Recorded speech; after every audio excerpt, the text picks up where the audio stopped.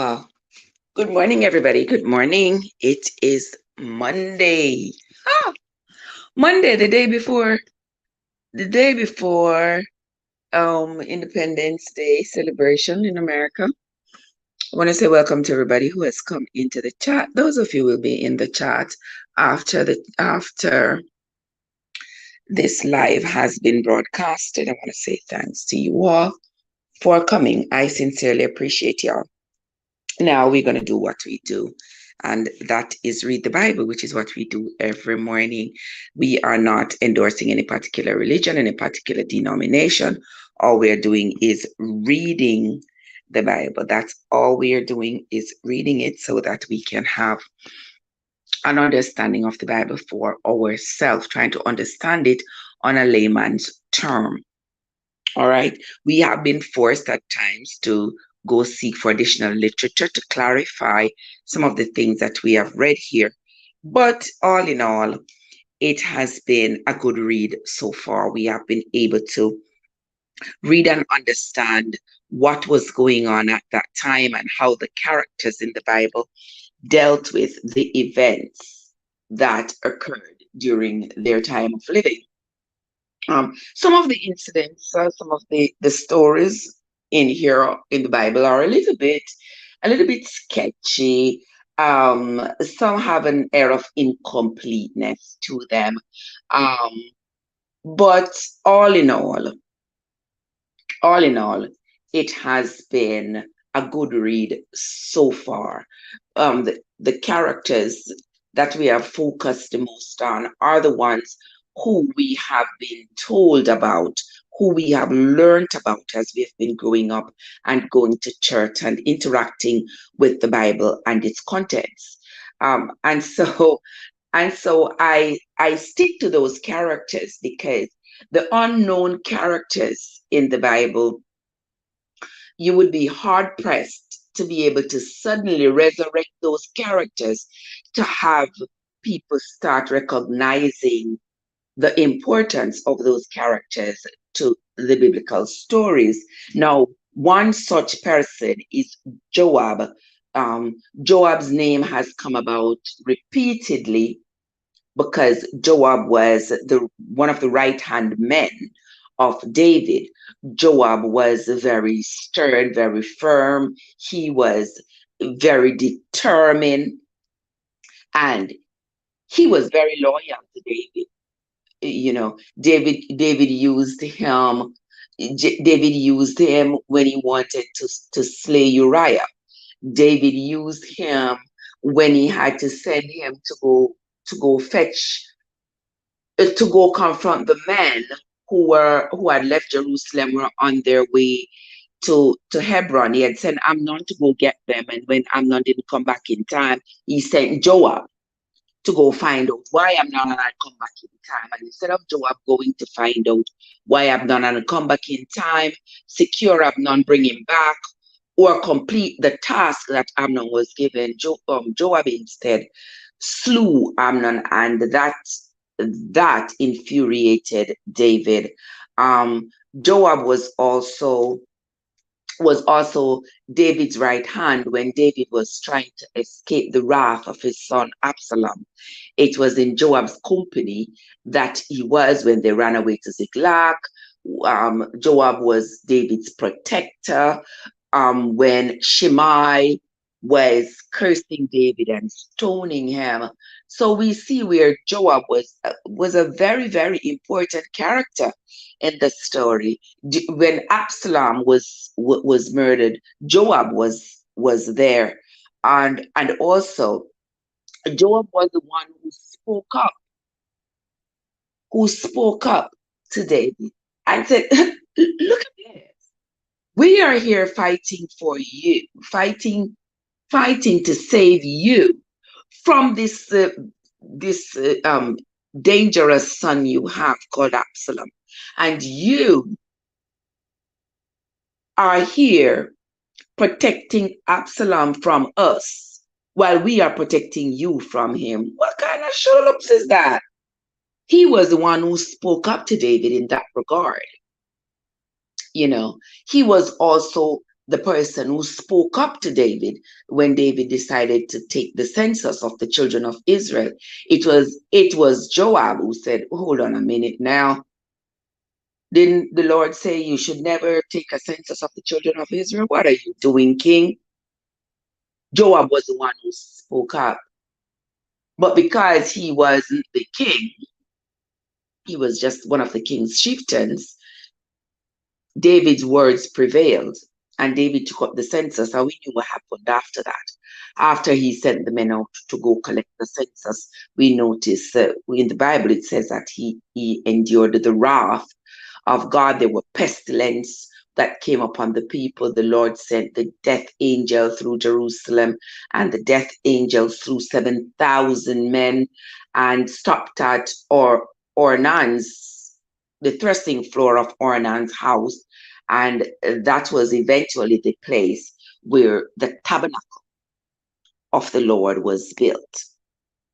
Okay, because it was at Ornan's, threshing floor of Ornan's house, meaning at the gate of Ornan's house, where the Lord stopped the angel and said, enough is enough. I mean, you have done quite a bit of a massacre already. So enough is enough. Just stop right here. And because of that, that was where they chose to build the tabernacle of the Lord. Okay?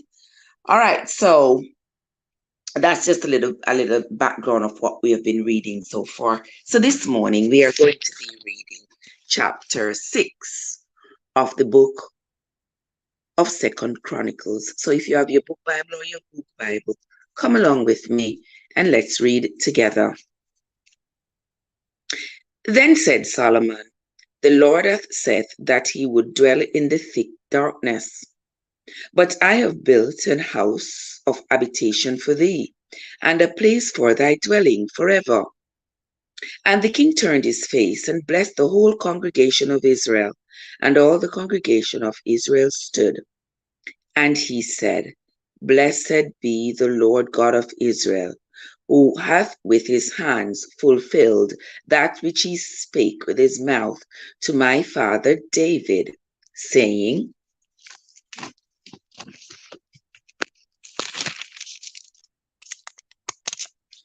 Since the day that brought forth my people out of the land of Egypt, I chose no city among all the tribes of Israel to build a house in, that my name might be there. Neither chose I any man to be a ruler over my people Israel. But I have chosen Jerusalem, that my name might be there, and have chosen David to be over my people Israel. Now it was in the heart of David my father to build an house for the name of the Lord God of Israel. But the Lord said to David, my father, Forasmuch as it was in thine heart to build a house for my name, thou didst well in that it was in thine heart. Notwithstanding, thou shalt not build a house, but thy son, which shall come forth out of thy loins, he shall build a house for my name. So here the Lord was saying, Solomon is just saying what the Lord had said to his father David, you will not build this house for me. I remember in previous chapters, it said that the Lord said David had spilled too much blood, and that was the reason why he didn't want David to be the person responsible for building the house in his name. Verse 10, the Lord therefore hath performed his words that he had spoken, for I am risen up in the room of David my father, and am set on the throne of Israel, as the Lord promised, and have built the house for the name of the Lord God of Israel. And in it have I put the ark, wherein is the covenant of the Lord that he made with the children of Israel.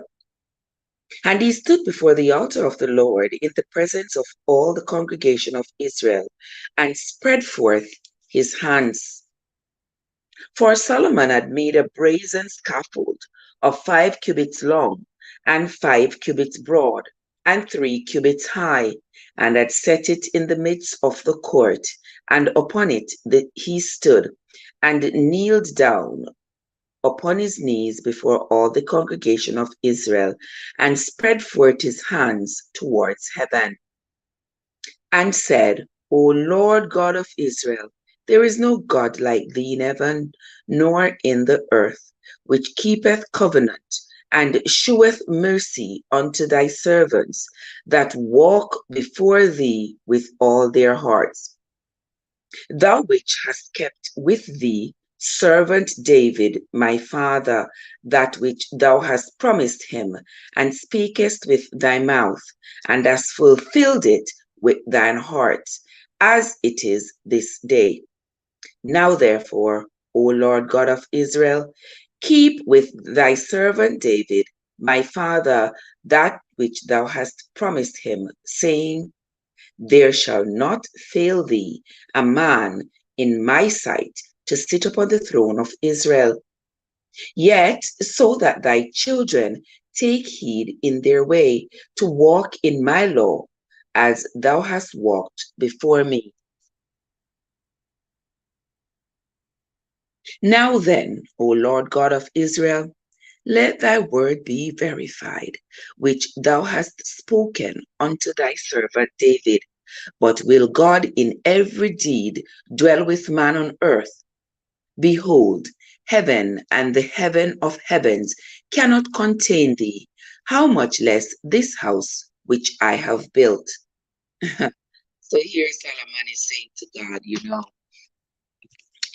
you are so big, you are so large. I mean, the heavens can't contain you. How vast your expanse is. So here you're asking me to build a house for you. How am I going to build a house for you to dwell in? Are you going to small up yourself and come into this little house, or are you going to continue to maintain the vast expanse of realm that you now exist in?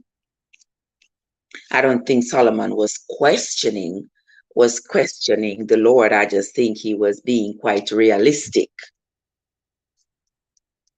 Let us continue. Verse 19. Have respect, therefore, to the prayer of thy servant and to his supplication, O Lord my God, to hearken unto the cry and the prayer which thy servant prays before thee, that thine eyes may be open upon this house day and night, upon the place whereof thou hast said that thou would put thy name there, to hearken unto the prayer which thy servant prays towards this place. Hearken therefore unto the supplications of thy servant and of thy people Israel, which they shall make towards this place. Hear thou from thy dwelling place, even from heaven, and when thou hearest, forgive. If a man sin against his neighbor, and an oath be laid upon him to make him swear, and the oath come before thine altar in this house, then hear thou from heaven, and do, and judge thy servants, by requiting the wicked, by recompensing his way upon his own head, and by justifying the righteous, by giving him according to his righteousness. And if thy people Israel be put to the worst before the enemy, because they have sinned against thee, and shall return and confess thy name, and pray and make supplication before thee in this house, then hear thou from the heavens, and forgive the sin of thy people in Israel, and bring them again unto the land which thou gavest to them and to their fathers. When the heaven is shut up, and there is no rain, because they have sinned against thee, yet if they pray towards this place, and confess thy name, and turn from their sin, when thou dost afflict them, then hear thou from heaven, and forgive the sin of thy servants and of thy people Israel, when thou hast taught them the good way wherein they should walk, and send rain upon thy land, which thou hast given unto thy people for an inheritance.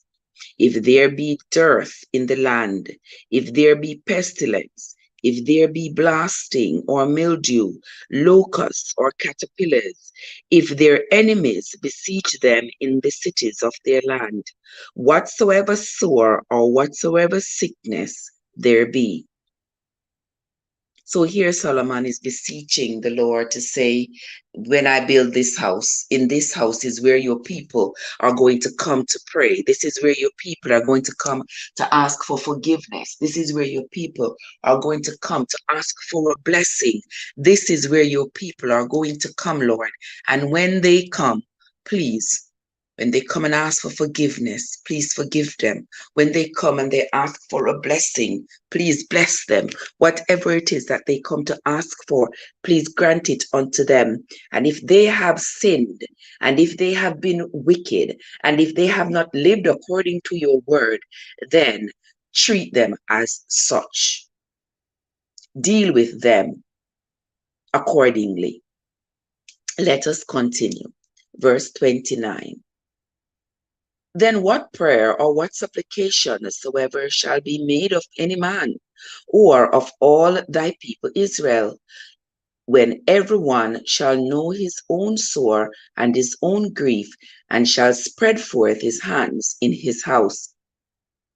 Then hear thou from heaven thy dwelling place, and forgive, and render unto every man according unto all his ways, whose heart thou knowest, for thou only knowest the hearts of the children of men, that they may fear thee, to walk in thy ways, so long as they live in the land which thou givest unto our fathers. Moreover, concerning the stranger, which is not of thy people Israel, but is come from a far country, for thy great name's sake, and thy mighty hand, and thy stretched out arm, if they come and pray in this house, then hear thou from the heavens, even from thy dwelling place, and do according to all that the stranger calls of thee to do, that all people of the earth may know your name, and fear thee, as doth thy people Israel, and may know that this house which I have built is called by thy name. If thy people go out to war against their enemies by the way that thou shalt send them, and they pray unto thee towards this city which thou hast chosen, and the house which I have built for thy name, then hear thou from the heavens their prayer and their supplication, and maintain their cause. If they sin against thee, for there is no man which sinneth not. Okay, there we have it. Everybody sins. So he's saying, if they sin against thee, for there is no man which sinneth not, and thou be angry with them, and deliver them over before their enemies, and they carry them away captives unto a land far off or near. Yet, if they bethink themselves in the land whither they are carried captive, and turn and pray unto thee in the land of their captivity, saying, we have sinned, we have done amiss, and have dealt wickedly.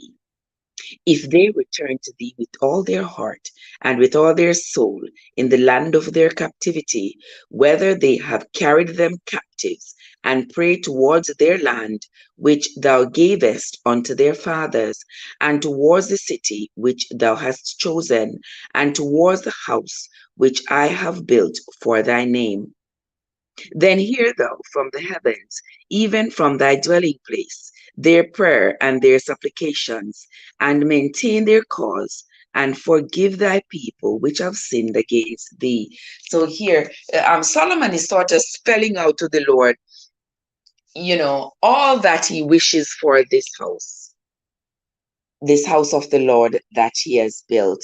He wants the Lord, he's making sure that him and the Lord have an agreement that the people of Israel will use this house this house of the Lord as their house of prayer, their house of praise, their house of the house where they come to request a blessing for themselves and their family, just likewise a church of a modern day church that is considered to be a sanctified place, a place of holiness, a place where you can't just go and do just about anything, a place where reverence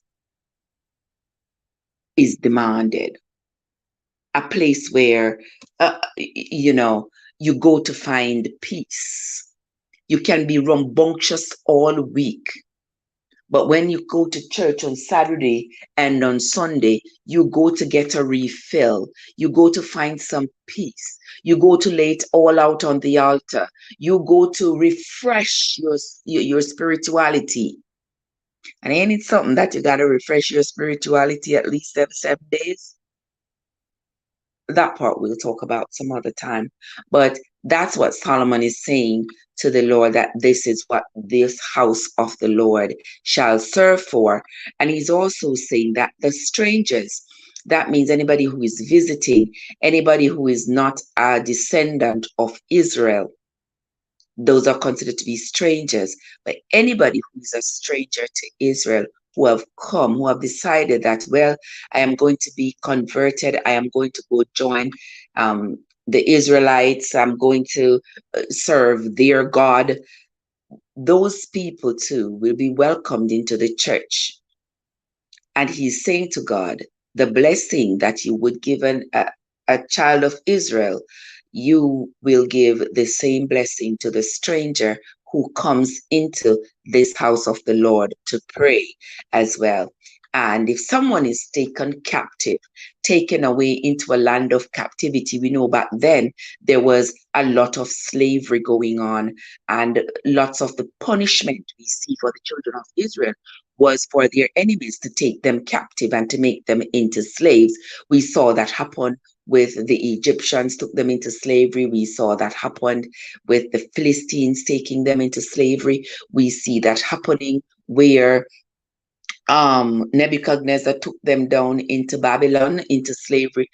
So we see where slavery was used as one of those dastard punishments for the people. So here Solomon is saying that if these people, if anyone is taken captive by their enemy and taken away to a far, far, far land, and they reckon with themselves that they have sinned, that they have gone amiss, they have done something they had no business doing, then the Lord should forgive them for whatever it is they have done. The Lord should forgive them. And if they return to the house of the Lord and ask for forgiveness and set their way right, sort of return like the prodigal son, sort of change their ways around, then they are deserving of his grace and his mercy. Verse 40. Now, my God, let, I beseech thee, thine eyes be open, and let thine ears be attent unto the prayer that is made in this place. Now therefore arise, O Lord God, into thy resting place, thou and the ark of thy strength. Let thy priests, O Lord God, be clothed with salvation, and let thy saints rejoice in goodness. Verse 42, and this is the last verse of chapter 6 and the last verse of the reading for this morning. O Lord God, turn not away the face of thine anointed. Remember the mercies of David, thy servant. Here ends the reading of the book of 2 Chronicles, chapter 6. This is going to be the end of our reading for this morning. I want to say thanks to everybody who has come into the chat. If you were a silent listener, I want to say thanks to you. It's Monday, and I hope everybody have a great day. I hope you all, whatever you do today, you do it and do it well. When we come back tomorrow morning, we will be continuing the reading of the book of 2 Chronicles. In fact, we will be reading chapters 7 and 8 when we come back tomorrow morning. So come back about around this time tomorrow. Join me as we read the Bible. All right. Once again, I want to say thanks to each and every one of you who have come into the live or who will be listening to it after it has been broadcasted. Until next time, my friends, this is Trev from Trevessence, where your journey matters. Have yourselves a great day, everybody.